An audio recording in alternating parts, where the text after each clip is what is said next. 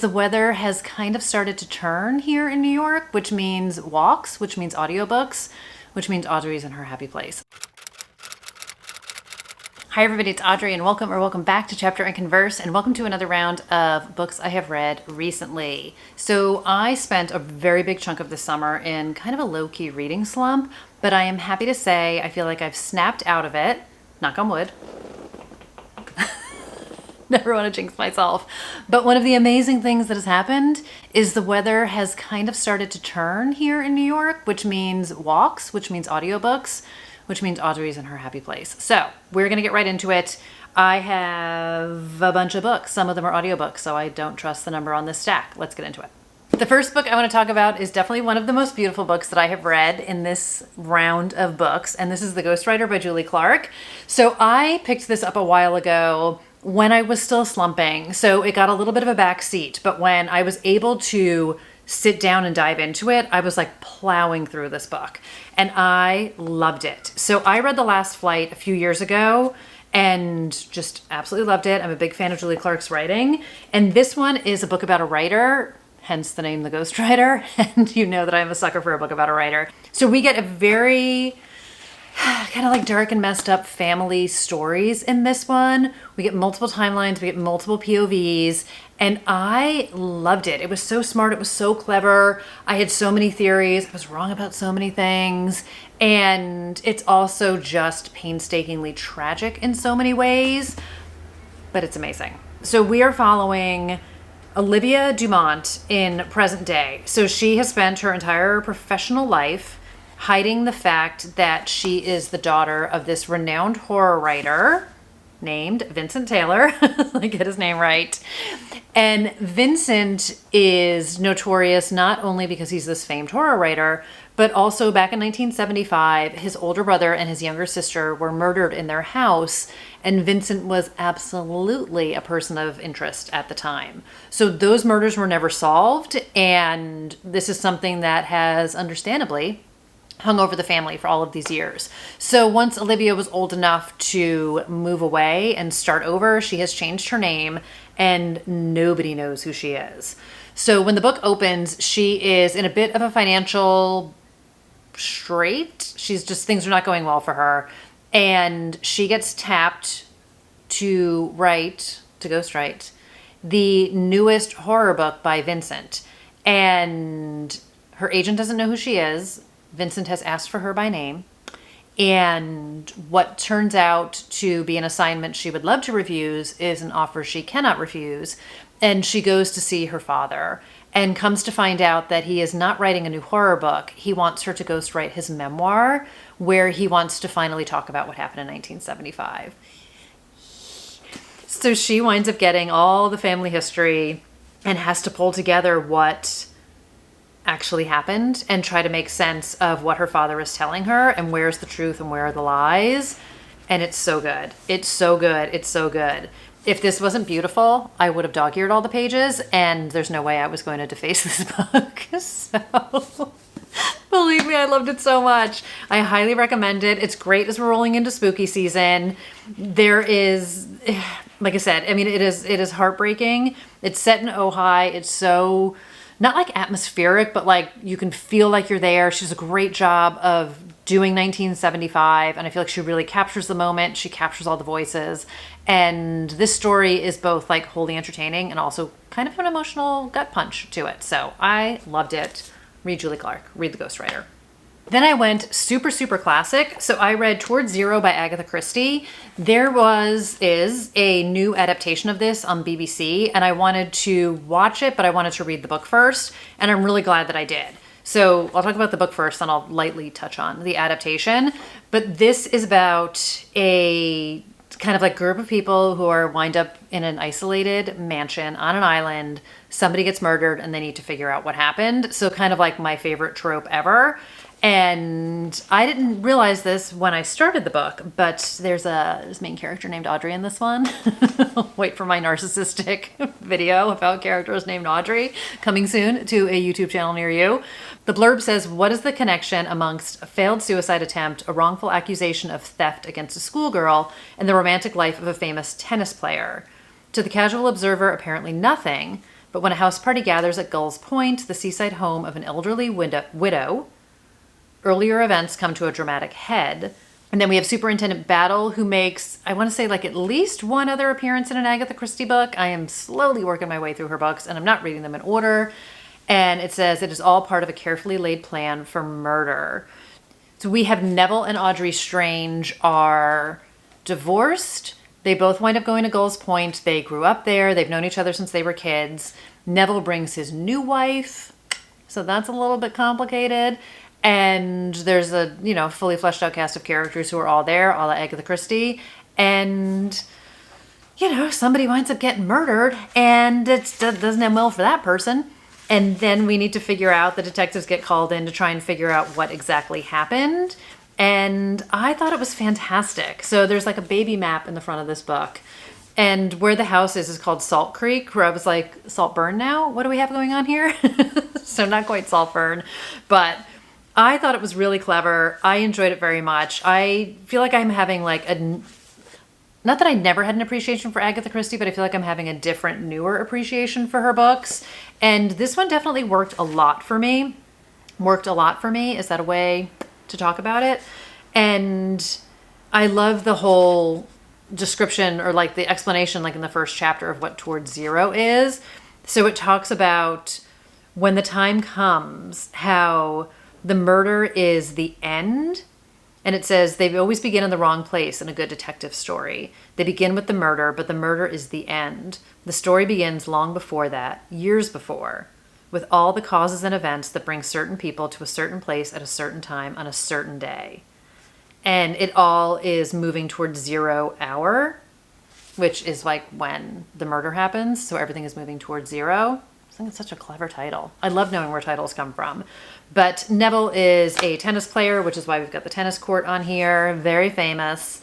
And it's just absolutely great. It's absolutely great. And I'm not just saying that because there's a character named Audrey. So I did wind up watching the BBC adaptation. I will say not my favorite. I loved Why Didn't They Ask Evans? There are some changes, which I understand you need to make some changes. The change that bothered me is they made it very over-the-top salacious in a couple scenes, which was so unnecessary. That just didn't need to happen. And I felt like they were doing it to be kind of shocking. And like, I don't need like over-the-top salacious sex scenes in an Agatha Christie book. But maybe that's just me. But beautifully shot. Love the time period. Love the costumes. I was worried at one point that they were going to change part of it to make it like a different Agatha Christie book. I was like, are we going down that path? They did not. But I had a good time with it. The book was definitely better, in my opinion. Characters are changed. And I just liked this better. But if you're looking for like an entertaining 3-part series, you can give it a go. Give it a go. But read the book. The next book I listened to was Desperate Deadly Widows, and this is part 2 in the Widows series, and this was written by Kimberly Bell, Lane Fargo, Vanessa Lilly, and Kate Holohan. So I listened to The Widows, I want to say that came out maybe 2 years ago. So it was originally conceived as an Audible original. It ultimately was turned into, or like transcribed into the paperback, and then this is book number 2 in the series. And we are back in 1987 in Providence, Rhode Island, and we are back with the Widows. So I want to be like a little bit cautious what I say in case you haven't read book 1. Not that it's like ultra spoilery. These are like fun popcorn, 4 fantastic women, thriller, mystery, like just a good hijinksy fun time. So this is set 2 years after book number 1, and the core story in book number 1 is that a plane carrying 4 mafia-affiliated law firm partners exploded over the Atlantic, and the widows were the wives of people who died in that. So they wind up coming together in book number 1 to figure out what happened to their spouses and their partners, and then like hijinks and stuff ensue, and now they're back at it again. So they wind up getting involved in a new case. There are people from book number 1 that we see in book number 2, and it was just a fun time. Things go terribly wrong. There's one of the widows winds up getting implicated in the murder of the mayor, which happens like in the first chapter of the book. And it's up to the other widows to save her, to figure out like who done it. And they all come together. So again, I just had a fun time with it. It's just like an easy, like I say, popcorny kind of fun listen. And each author, I want to say, like pens a different character in it. So the third book in the series just came out, Wicked Wanted Widows. Say that 3 times fast. And I just think it's great. I had a chance to meet Vanessa Lilly last year at Thriller Fest. I saw her again this year at Thriller Fest, and she was talking a little bit about this book. So it's fun now that it's actually out.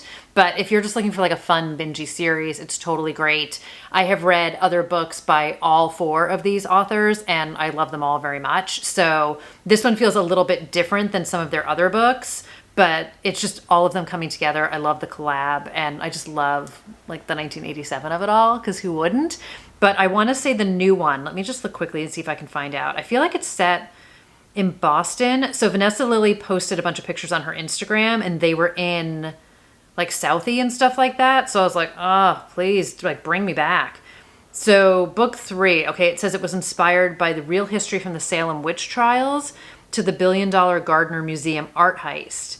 Totally 80s, totally thrilling, nonstop action. And I'm very excited for it. So it's a good time. Can't go wrong. Take a listen. Audible Originals. The next book I want to talk about is The Marigold Cottage Murder Collective by Joe Nichols. So this just came out. This was sent to me by Minotaur. I read it like as soon as I had it, and I loved it.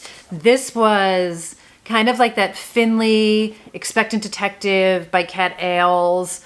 Every time I go on vacation, somebody dies by Catherine Mackenzie books. It has, or Catherine Mack, sorry. It has like that fun hijinksy vibe to it, but it's not like, it's like cozy adjacent is how I describe these books.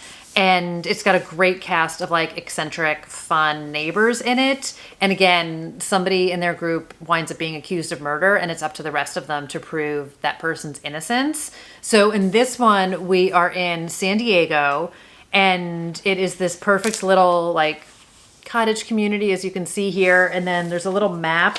So when Minotaur sent this to me, it came with this little map of like where everybody's houses are and everything. And then you can see where some of the crimes happen. They lay it out for you. But we have this group of characters who Mrs. B is our landlord, and she sort of takes in people that she can take care of. So she's the beloved leader. She's the landlady. She has lived there, I don't know if it's like her whole life or since she had gotten married, but she's a widow now.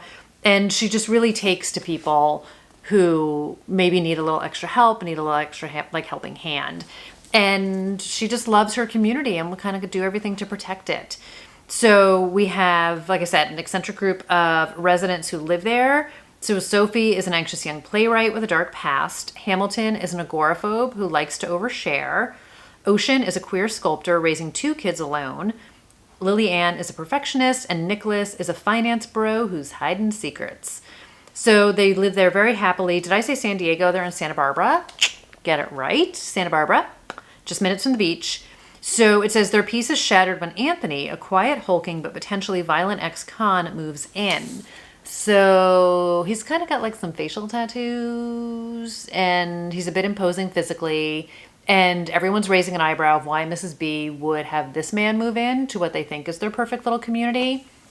And a few weeks after Anthony moves in, a dead body is found amongst the cottages, and he becomes the automatic suspect. And police drag him in. There is a horribly racist, judgmental police detective in this one. And Mrs. B, who believes in Anthony's innocence, winds up confessing to the murders herself. So the rest of the group has to figure out why she would do that, why she would protect Anthony, and who actually done it. So like I said, it's a bit hijinksy. It's fun. Some of it is written in like a playwright fashion. So Sophie is a playwright, so her chapters are all kind of like as if she was seeing all of this unfold as a play, which I really enjoyed. And we get POVs from all of the residents, but she does a great job. Joe Nichols is actually, I don't know if there's a husband-wife team or are they just best friends? Husband and wife team who've published 31 books in 5 different genres. And they do a great job of grounding each one of the characters. So you know exactly who you're listening to. You know exactly like what their story is. And it's not at all confusing is my point. Some books have a bit of character soup. I did not find that to be the case in this one. I feel like they're each unique enough. And within each chapter, you're getting little nuggets about each one to help like keep you grounded of, like I say, who's who. But there's some great mystery to this. And I did not figure it out, which is always fun. And I had a really fun time with it. So I highly recommend it, especially if you're like enjoy, like I said, sort of cozy adjacent books. You're looking for a palate cleanser. You're looking for a little something new. I suspect this might be the first in a new series now is the way I'm taking it, but that's just me guessing.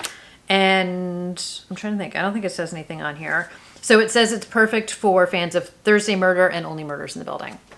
Yep. With a Southern California twist, which is why I was thinking it was San Diego.